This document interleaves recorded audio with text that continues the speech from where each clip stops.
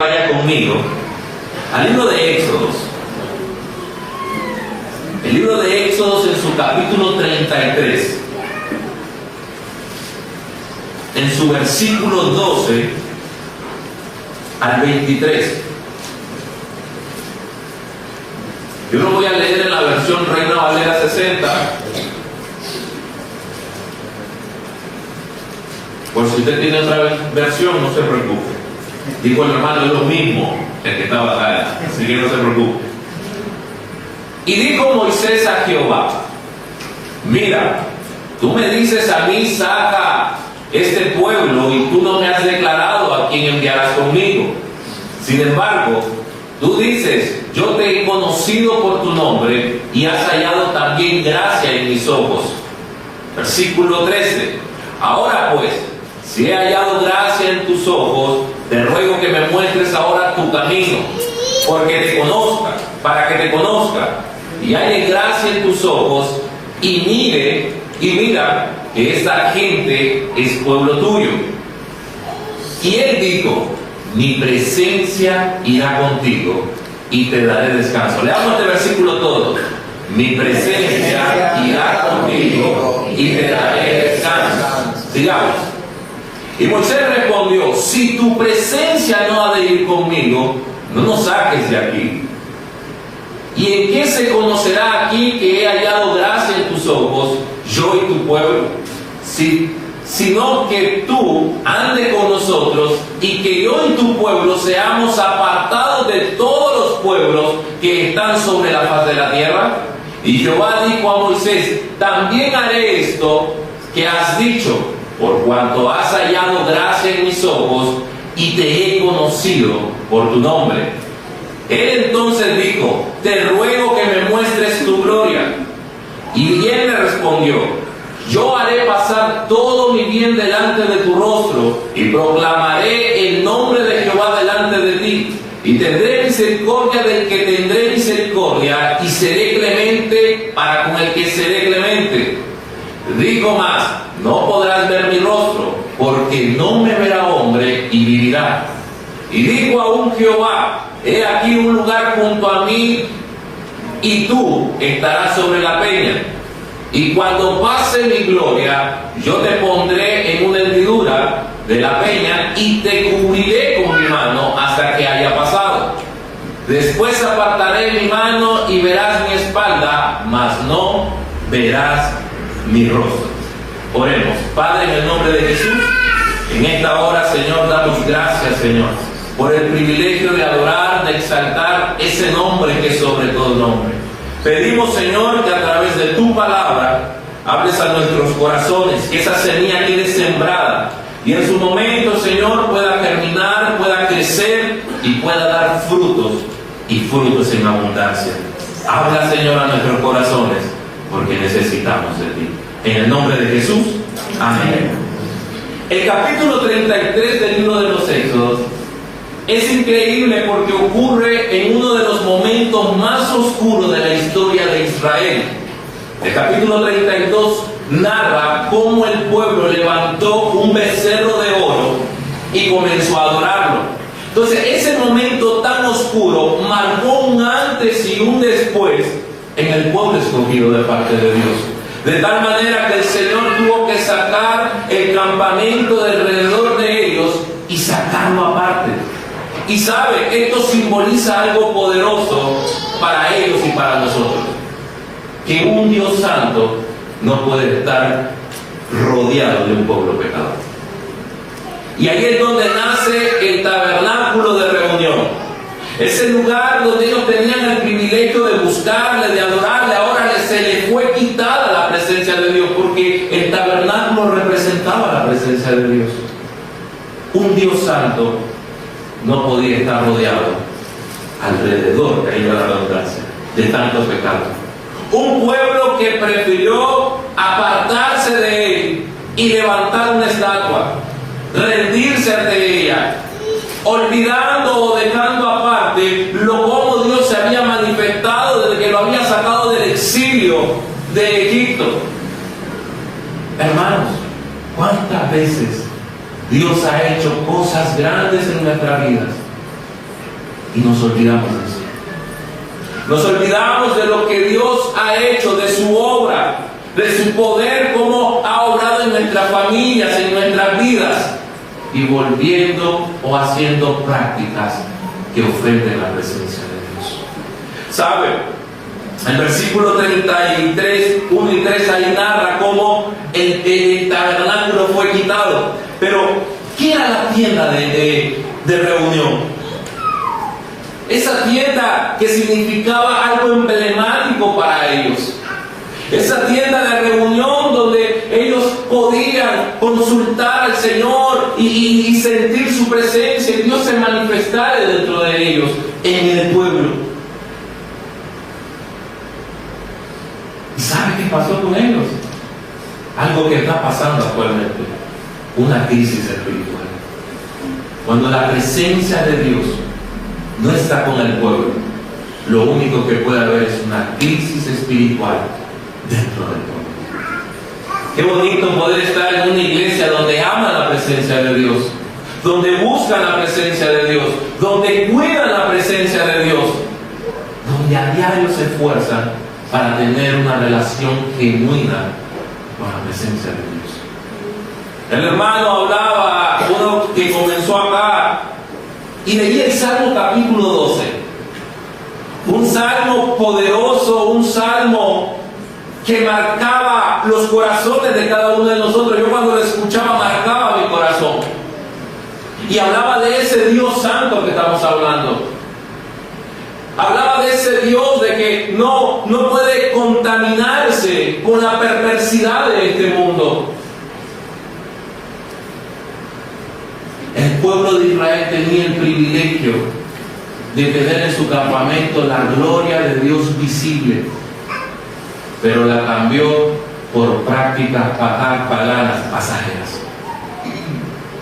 Tendemos a cambiar lo eterno por lo pasajero, lo divino por lo fácil y pasajero de este mundo. Y fuimos llamados nosotros a tener una comunión con Dios. Cuando leemos el libro de Génesis, miramos que Dios tenía una relación con el hombre, pero el hombre daña esa relación por causa de la desobediencia, por causa del pecado, y Dios siempre ha tratado de tener esa comunión. Y no nos confundamos porque a veces nosotros ponemos el error, yo busqué al Señor, ¿no? Él nos buscó a nosotros. Nosotros le amamos porque Él nos amó primero. Nosotros queríamos estar bajo las cadenas del mundo. Nosotros queríamos satisfacer nuestra carne. Nosotros queríamos pecar deliberadamente. Nuestra naturaleza pecaminosa no quiere nada con Dios. Pero si Dios no fuera venido a nuestro encuentro, estuviéramos perdidos allá afuera. ¿Y cómo usted buscó al Señor? No, mi hermano, el Señor me buscó a mí. ¿Cómo te buscó a ti? Un encuentro que vino para marcarte, un encuentro que vino para cambiarnos, un encuentro que vino para marcar un antes y un después para nuestras vidas. Bendito Dios por ese encuentro que vino hacia nosotros. Y cuando ahora podemos deleitarnos en esa presencia divina, ahora que hemos probado de su majestad, no sé si a usted le ha pasado, pero yo dije, ¿cómo no entregué mi vida antes a Cristo? ¿Cómo desperdicié este momento tan sublime, tan glorioso de tener una relación con mi Creador, con aquel que envió a su Hijo a morir por nosotros? Y eso es lo que Satanás está haciendo afuera, distorsionando un mensaje divino, apartando al hombre de la comunión con la cual fue creado. Pero lo que hemos conocido, lo que hemos oído y lo que hemos visto, cómo Dios ha movido dentro de nuestra vida, dentro de nuestros hermanos, no podemos callar eso. Acá yo miro 3 diálogos importantes en los versículos que leíamos. Y esto para mí es un espejo del Evangelio, Éxodo capítulo 33. El primer diálogo que miramos del versículo 12 y 13 es la necesidad de una dirección divina. ¿Cuánto necesitamos la necesidad de una dirección divina? Yo soy el primero. del versículo 14 al 17, podemos ver la promesa de la presencia de Dios. Del versículo 13 al 23 podemos ver el anhelo de ver la gloria de Dios. Y ese debe de ser el anhelo de la iglesia, ver la gloria de Dios. Vamos a hablar de 3 puntos claves y cómo estos puntos los podemos relacionar con nuestro amado Señor y Salvador Jesucristo. Amén. Vean lo que dice el versículo 12 y 13. ¿Estamos ahí? Versículos 12 y 13. Y dijo Moisés a Jehová: mira, tú me dices a mí, saque este pueblo, y tú no me has declarado a quién enviarás conmigo. Si hay algo que acá el patriarca le pide al Señor, es una claridad en su liderazgo y una dirección en su liderazgo. Él le dice: no me has declarado quién me envió. Él quería asegurarse de lo que él iba a hacer por la dirección de Dios y no por la de él. La iglesia de Jesucristo, la iglesia del Salvador eterno, debe de caminar no por nuestros propios conocimientos, en decir yo puedo hacer esto y este puede dar el resultado. No, tenemos que buscar la guía segura, que es la palabra del Señor. El Señor le habla a Moisés y le dice claro de que Él lo va a acompañar, pero Él pide esa claridad y quiere asegurarse de que si Dios mismo no va con Él, Él prefiere no moverse. Él prefiere no tomar decisiones. Él prefiere quedarse estático, porque Él sabía muy bien, el patriarca, que cualquier paso fuera de Dios iba a ser un desastre. Qué bonito que cuando caminamos en Dios y damos un paso, estamos seguros que el poderoso de Israel va con nosotros. Amén. Porque esto no se trata de nuestra fuerza, de nuestra sabiduría, de nuestro intelecto, no, se trata de la dirección divina. Grandes hombres de Dios comenzaron a buscar la presencia de Dios y Dios comenzó a levantarlos, pero un día se olvidaron de esa presencia y cayeron. Porque se bastaron de su fuerza, se bastaron en teoría, en su conocimiento y en la experiencia que ellos tenían. Cada vez que leemos la palabra, y de manera personal se lo digo, cada vez que leo esta palabra, cada día me doy cuenta que todavía no conozco a Dios. Porque Dios cada día me está enseñando algo nuevo. Porque cada día Dios me está exhortando a mi corazón. Porque cada día puedo fortalecerme más en Él. La Escritura dice: no pretendan creerse que no han alcanzado todo. Y ese es el poder que tiene este libro. Que podemos leer un versículo y a la semana que sigue podemos leer ese mismo versículo y Dios nos habla de manera diferente. Porque Dios es un Dios que sigue hablando. Hablando a través de sus escrituras. El libro de Hebreos en su capítulo 1 lo confirma, que hoy nos habla a través de su Hijo. ¿Y dónde podemos ver a su Hijo? En las escrituras. Moisés ruega por el pueblo. Llegó un momento que el patriarca dijo: oye, si lo vas a matar a ellos, mátame a mí primero. Sentí el amor por el pueblo. Sentía un corazón pastoral, un corazón de cuidado, de ser intencional. Y él dijo: Señor, no los mates. Y si lo vas a hacer, yo quiero ser el primero. Tener esa intención de interceder, de orar, de buscar la presencia de Dios. Y nosotros tenemos el mayor intercesor, que es el Señor Jesucristo. La voluntad del Señor no es que nosotros vivamos en pecado, pero seguimos pecando. Estamos batallando día tras día con el pecado, con lo que vemos, con lo que oímos, con lo que hablamos. ¿Cuántos están batallando con el pecado todavía? Dios nos llamó a tener una vida santa. Y la única manera de tener una vida santa es a través de Jesucristo. Porque Él nos santificó por su nombre. El ser humano no tiene la capacidad de santificarse. Y la iglesia solo a través de Cristo, el Padre nos puede ver una iglesia pura, limpia y sin mancha. Y si nosotros no tenemos a Jesucristo en nuestro corazón, si la iglesia no tiene esa comunión con Cristo, es imposible que el Padre la pueda ver santa. Y hay dos tipos de santidades: la santidad progresiva y la santidad completa. Hoy nosotros estamos en esa santidad progresiva, que nosotros estamos esforzándonos cada día, buscando la presencia de Dios para santificarnos en Él y no caer en prácticas que ofendan su presencia. Y estamos progresando cada día. El donaire de hace un año no es el mismo de ahora. Estoy progresando. ¿Cuándo vamos a estar en una santidad completa? Cuando estemos en el reino de gloria con Cristo.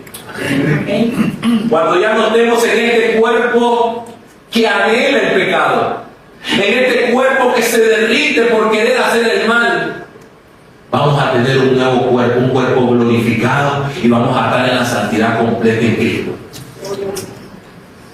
De eso se trata, hermano. Buscar la santidad de Dios. Ser santo porque yo soy santo, dijo el Señor. Y esa santidad solo se obtiene cuando tenemos una relación genuina con Dios. La primera pregunta: ¿cómo está nuestra relación con Dios? El Señor escribe o inspira a través de Juan. Y mira lo que dice Primera de Juan, capítulo 2, versículo 1 y 2.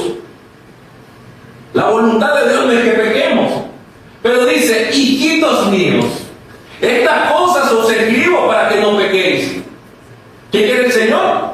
Que no pequemos. Y si alguno hubiera pecado, abogado tenemos para con el Padre, a Jesucristo el justo. Él es la propiciación por nuestros pecados, y no solamente por los nuestros, sino también por los de todo el mundo. Moisés rogaba e intercedía por el pueblo, pero hoy nosotros tenemos al mayor intercesor que puede tener la iglesia, que es nuestro Señor Jesucristo. Amén. Ese abogado que está intercediendo delante del Padre. El acusador, el enemigo, Satanás, va a poner una carga, un peso en nuestra vida cada vez que fallamos, porque sabe que seguimos fallando, ¿verdad? Y ese peso de culpabilidad va a tratar de llevarte a enfriarte el camino del Señor y dejar de buscar su presencia. Pero nunca olvide lo que el autor de Juan, inspirado por el Espíritu Santo, dijo: abogado tenemos para con el Padre, Jesucristo el justo. ¿El quién? El justo. Él nos justificó delante de Dios. Moisés pidió un compañero. No me ha declarado quién va a ir conmigo, Señor. ¿Quién? Y miren lo que dice Mateo 1:23. Porque Moisés anhelaba un compañero, pero hoy la iglesia está acompañada por el Eterno. Miren lo que dice Mateo 1:23. He aquí una virgen concebirá y dará a luz un hijo, y llamará a su nombre Emmanuel, que traducido es Dios. Hay tres etapas de cómo Dios fue trabajando en la humanidad.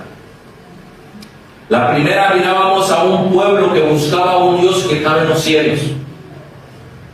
Clamaban al cielo, y los salmos proclaman a ese Dios que habita en los cielos. Cuando leemos Mateo nos damos cuenta en este versículo exactamente que el Dios eterno se encarnó y estaba con nosotros, caminaba con nosotros. Ese Dios que miraba lejano en el cielo, ahora caminaba con el hombre. Pero en su partida, cuando Él dijo, me voy, pero yo a ustedes no los dejo solos, ustedes no van a quedar huérfanos, pasó de ser un Dios sobre nosotros, a un Dios con nosotros, a un Dios en nosotros, que es el Espíritu Santo de la promesa. Hoy podemos decir que no miramos a un Dios en el cielo. Hoy no podemos decir que miramos a un Dios caminando con nosotros. Hoy podemos decir que hay un Dios que está en nosotros, que es el Espíritu Santo. Amado, el Espíritu Santo está en usted. Estamos más cerca de Dios de lo que nosotros pensamos. Ese Espíritu Santo que te consuela, ese Espíritu Santo que te exhorta, ese Espíritu Santo que intercede por nuestras debilidades, dice la Escritura. El Dios mismo habita dentro de ti y dentro de mí. Aquel que ha creído como Señor y Salvador a Jesucristo, en Él habita el Señor, porque somos templo del Espíritu Santo. Moisés buscaba esa dirección, pero miren lo que dice Juan capítulo 14, versículo 6. Él buscaba una dirección, pero ahora nosotros tenemos un camino. Dice lo siguiente: Jesús le dijo, yo soy el camino y la verdad y la vida. Nadie viene al Padre sino por mí. Él suplicaba por ese camino, por esa dirección, porque no la tenía clara. Hoy la iglesia tiene clara que Jesús es el camino, que Jesús es la verdad y que Jesús es la vida. Y la única manera de poder llegar al Padre es a través de Él. Ese camino que preparó Juan el Bautista, porque el Salvador del mundo iba a ser encarnado para salvar a la humanidad. Hoy la iglesia tiene un camino claro. Y aquella persona que no tiene un camino claro es porque todavía no tiene a Cristo en su corazón. Hay gente que se pregunta, ¿cuál es mi propósito de vida? Yo no sé para qué yo nací. Personas que todavía caminan errante sin conocer la verdad. Y es ahí donde la iglesia entra en acción para proclamar una verdad que libera. Y conoceréis la verdad, dice el Evangelio, y la verdad os hará libre. Solo Jesucristo puede liberarnos de las cadenas que estábamos en el mundo. Confiar en la dependencia de Cristo, confiar en la dirección de Cristo, es lo que va a fortalecer nuestra fe. El escritor de Hebreos dice, puesto los ojos en Jesús, el autor y consumador de la fe. Ese que preparó el camino, ese que fue la antesala, la primicia de la resurrección, dice la Escritura, porque juntamente con Él vamos a resucitar también. Amén. Amén. Miren lo que dice Romanos 8:34. Nosotros debemos de confiar en esa intercesión divina. Dios bendiga a los multimedia. ¿Quién es el que condenará? Cristo es el que murió, más aún, el que también resucitó, el que además está a la diestra de Dios, el que también intercede por nosotros. El que intercede por nosotros. Además, a mí me llena de gozo saber que mi Salvador sigue intercediendo por mí. Cuando el enemigo te quiera acusar, cuando el enemigo te quiera señalar, usted le tiene que declarar una gran verdad, que hay un intercesor de la iglesia que se llama Jesucristo, el justo y fiel, el que murió y le dio una posición a la iglesia como la novia del Cordero. Cristo intercede por nosotros. Lo segundo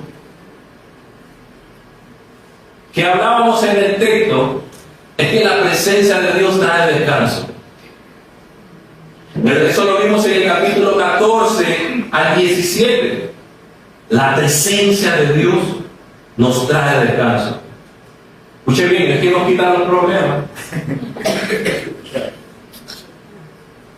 A veces se predica afuera un evangelio distorsionado. Acércate a Cristo y todo se va a solucionar. No.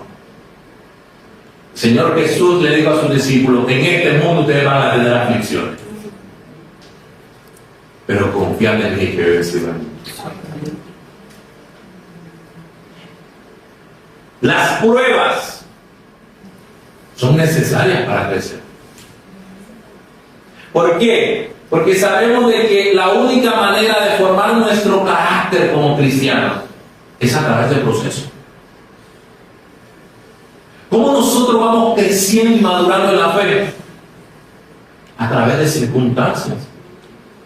La prueba manifiesta dónde está tu posición en Cristo.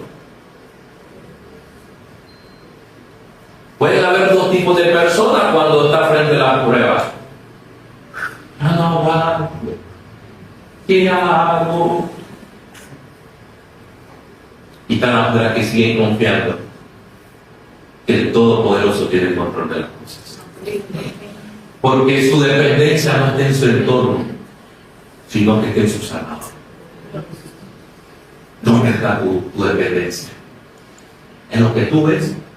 ¿En lo que está pasando? ¿O en el que tú confías? Mi presencia irá contigo, en el versículo 14, y te dará descanso. Multimedia, lo amo.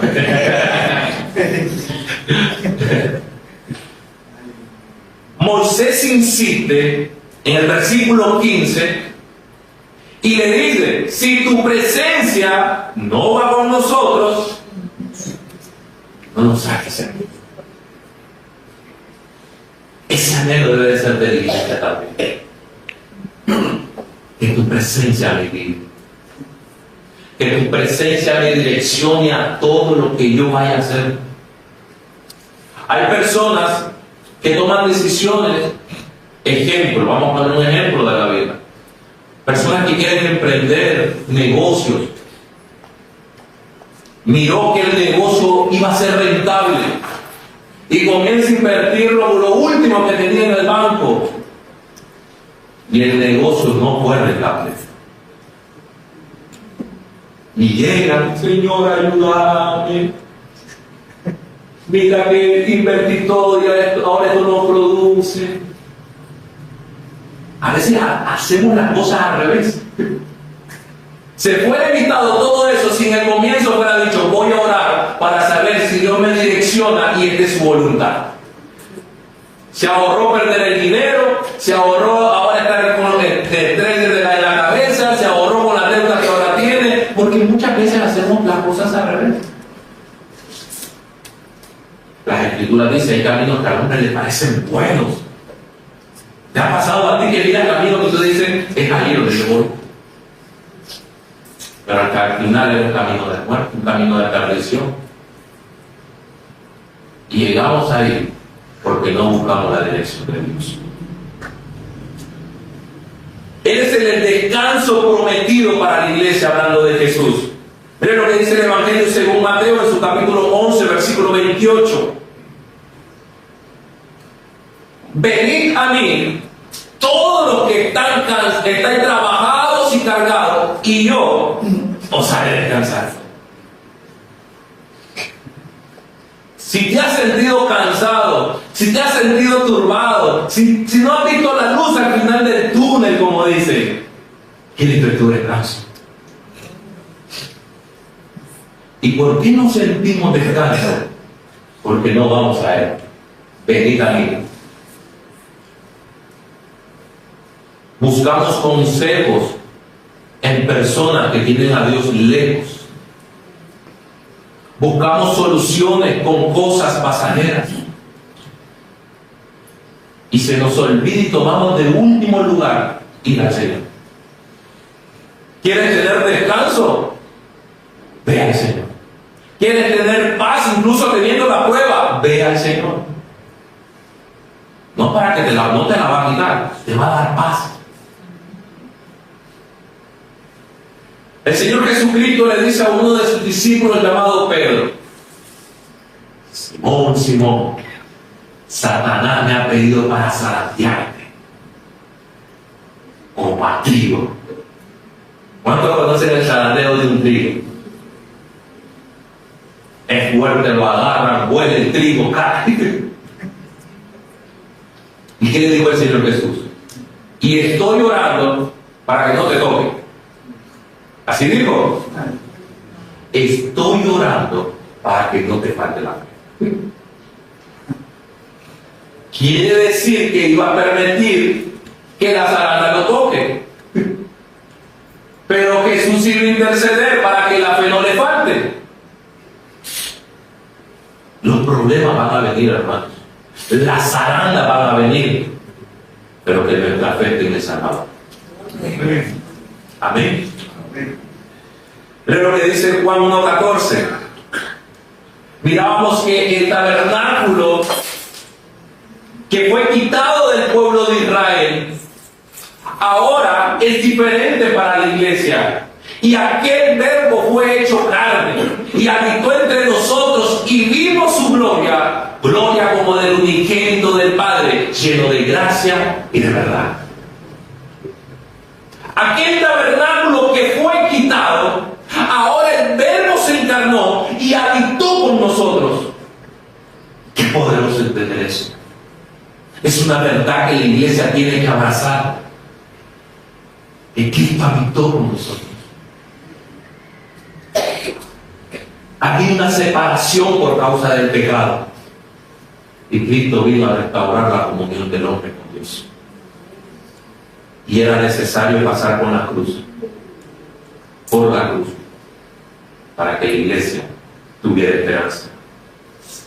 Sin Cristo en nuestras vidas, espiritualmente estamos en un desierto como el pueblo de Israel se encontraba. Si Cristo no mora en nosotros, estamos perdidos como el pueblo de Israel en el desierto.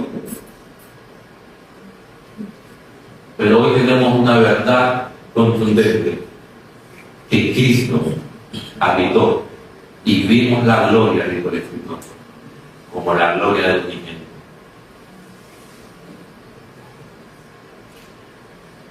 No abrazar esa gloria, no anhelar esa gloria, es no querer ver a Cristo. Yo quiero estar un día donde podamos ver la gloria de Dios en su máximo esplendor, donde podamos decir: santo, santo, santo. Yo no sé si usted le da su venida, pero lo que estamos en Cristo, ese es el mayor acontecimiento que debemos de esperar, su venida. Hay cristianos que dicen: ojalá que Cristo no venga ahora. Yo ya pagué la universidad y voy por la mitad, pero Cristo, ¿venís cuando termine la universidad? Yo estoy esperando que el cielo sea interrumpido para que la iglesia pueda ser recibida por su Salvador. Donde ya no vamos a sentir dolor, donde vamos a estar con el eterno Rey de Gloria que va a gobernar por los siglos de los siglos. Ese encuentro con nuestro Salvador, como dicen los jóvenes, va a ser el más épico. No avanzar sin la presencia de Dios. Vamos a caminar un camino incierto. Encontramos paz en Cristo, no en las circunstancias. No por lo que tengamos, no por lo que podamos generar. La paz se encuentra en Cristo y no en las circunstancias. El último punto, la revelación de la gloria de Dios. En el versículo 18 al 23 y en el versículo 18 Moisés le ruega. Él entonces dijo: te ruego que me muestres tu gloria.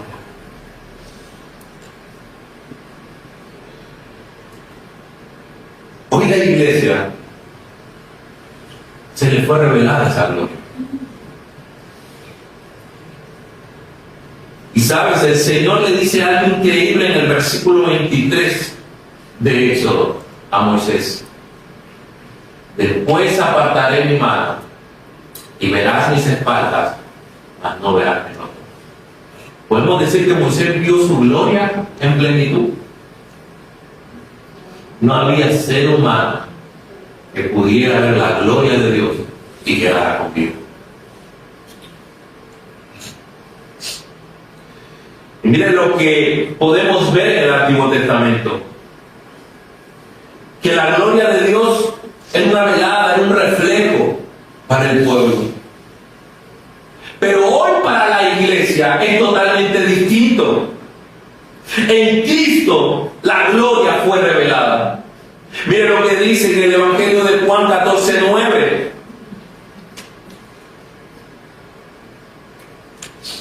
Jesús le dijo: tanto tiempo hace que estoy con vosotros y no me has conocido, Felipe. El que me ha visto a mí, ha visto al Padre. ¿Cómo pues dices tú, muéstrame el Padre? La gloria del Padre está reflejada en mí, Felipe.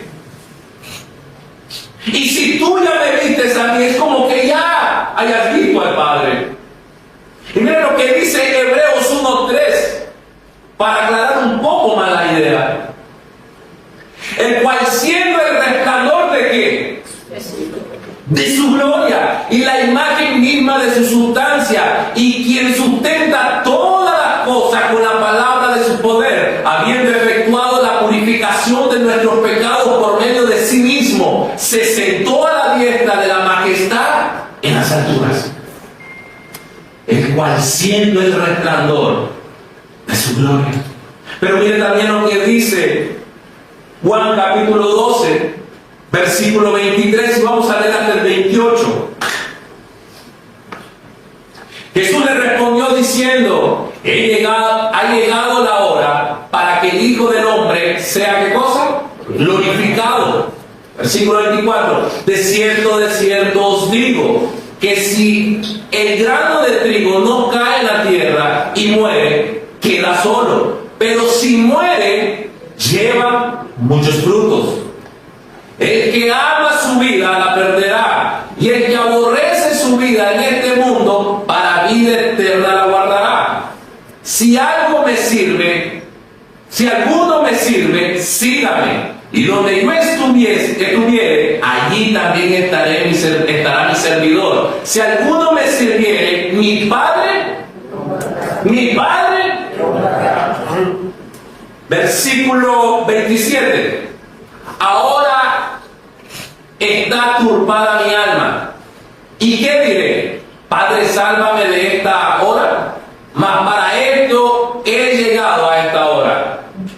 Padre, glorifica tu nombre. Entonces vino una voz del cielo: le he glorificado y lo glorificaré otra vez. El que me ha visto a mí, Él es el resplandor de su gloria. Éxodo capítulo 33, como le dije al comienzo, es un espejo del Evangelio, amados. Porque hoy podemos tener la claridad que, número uno, el pecado nos separa de Dios. Como Israel se le fue separado del campamento. Lo segundo, que necesitamos un mediador, así como Moisés rogaba por el pueblo. Hoy tenemos el mayor mediador, que es Jesucristo. Lo tercero, la gloria de Dios se revela ya no en una nube, ya no es una columna de fuego, sino que se muestra a través de su Hijo. Amados, con esto concluyo. Si nosotros hemos creído, si nosotros le hemos recibido, un día también vamos a ser glorificados con Él. Cierre sus ojos, ahí donde está. Padre, en el nombre de Jesús, Gracias por tu palabra, Señor. Gracias porque tú eres bueno. Gracias porque tú eres fiel.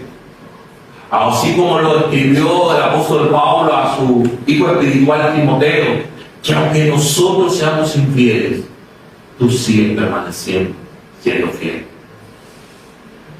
Amado hermano, si estás buscando una dirección, Cristo es el camino. Si estás cansado, Él es tu descanso. Si necesitas ver a Dios, tienes que mirar a Jesús.